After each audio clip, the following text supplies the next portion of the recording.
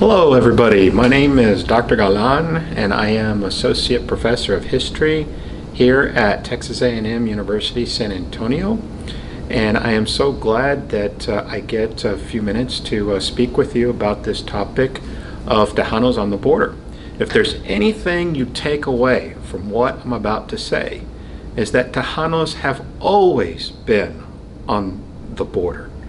The question is, well, first of all, what is Tejano? And what border are you talking about in time and in terms of space? And so the word Tejano generally refers to people of Spanish-Mexican background right here in Texas. And when you talk about borders, most people think about the current U.S.-Mexico border.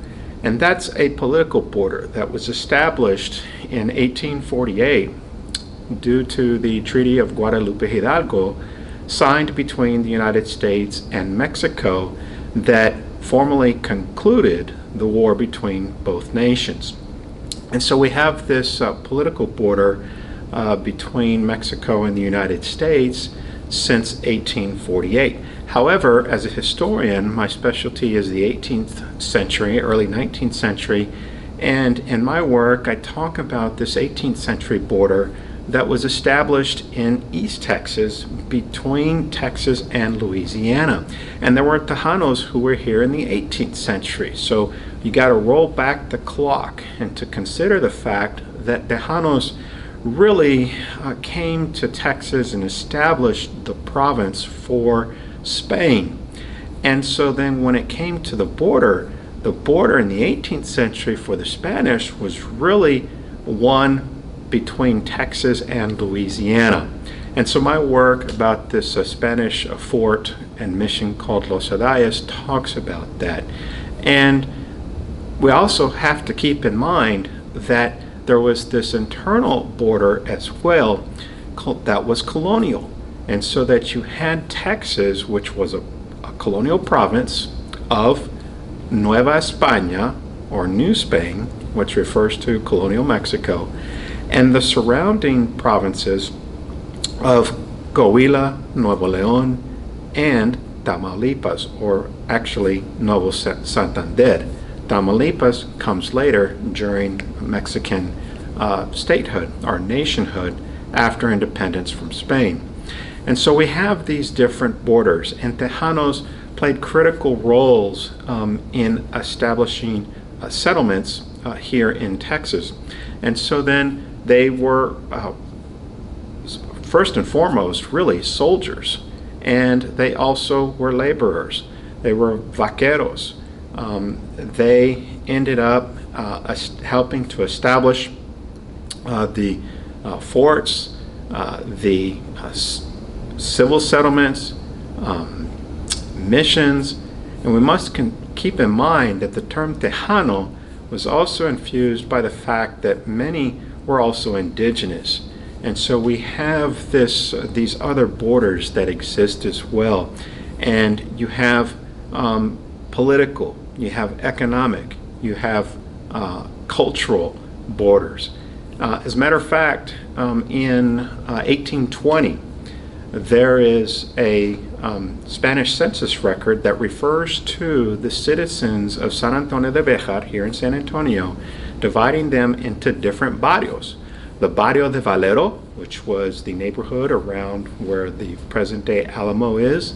You have the Barrio del Sur, which is basically the south side. And that's really those that settle more along the southern reach of the San Antonio River, and especially going into the Medina River, which is just in our own backyard. You also had the Barrio de Laredo, which was down there by the San Pedro Creek area, and that's really like the beginnings of the west side of San Antonio, if you will. And so you have all kinds of borders.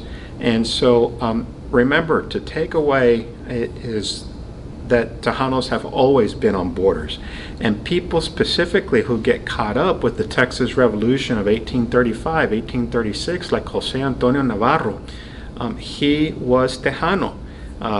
He was very much involved in trying to advocate for Tejanos after 1836 during the Republic of Texas, being elected to the National Congress.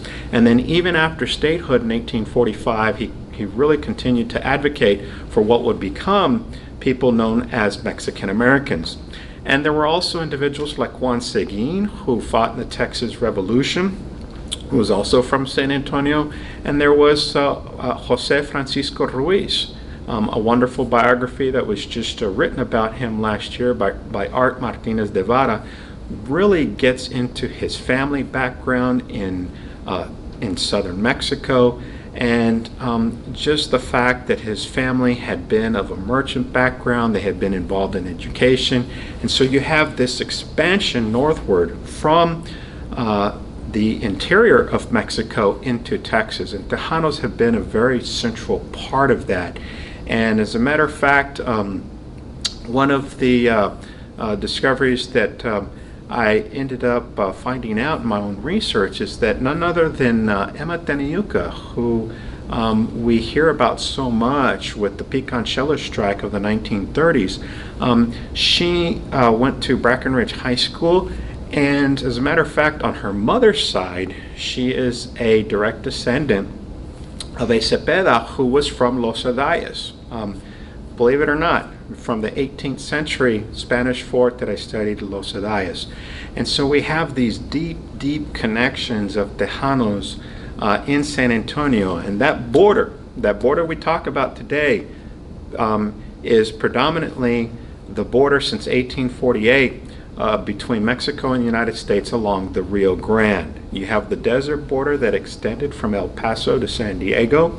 And so you have Tejanos then basically also including those across the Nueces River to the Rio Grande. And so then you have this really rich history right here in San Antonio and all the way down into the lower Rio Grande Valley. Thank you very much, and have a wonderful Hispanic Heritage Month.